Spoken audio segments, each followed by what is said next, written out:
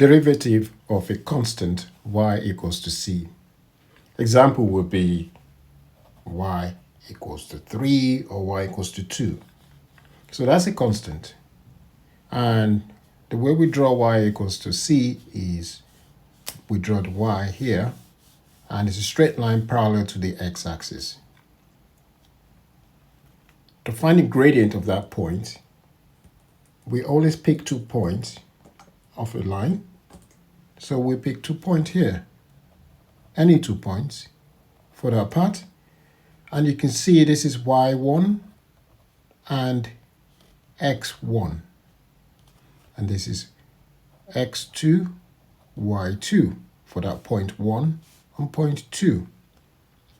Again, if you trace that gradient down, the point down, that would be x1. If you trace that point down, that would be x2. The difference between x2 and x1 is the x.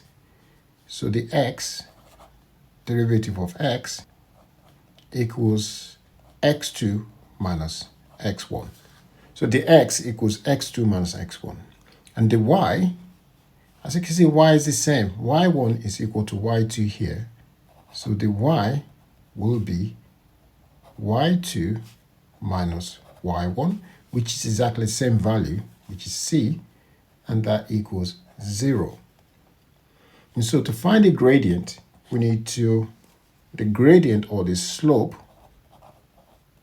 equals differential of y over differential of x, and that will be 0 over dx, and that's just 0. So the gradient of a constant, such as y equals to 2, and dy by dx will be 0. Any constant, the gradient is 0.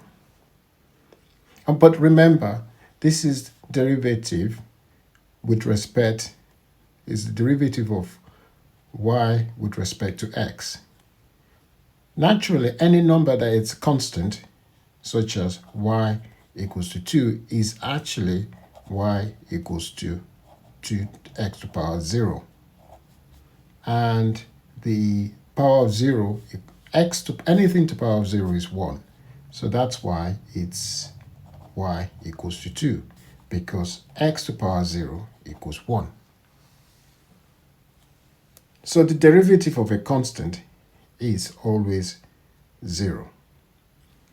When we're talking about derivative, in this case, we're looking at y to x. It might be v to t, it might be u to t.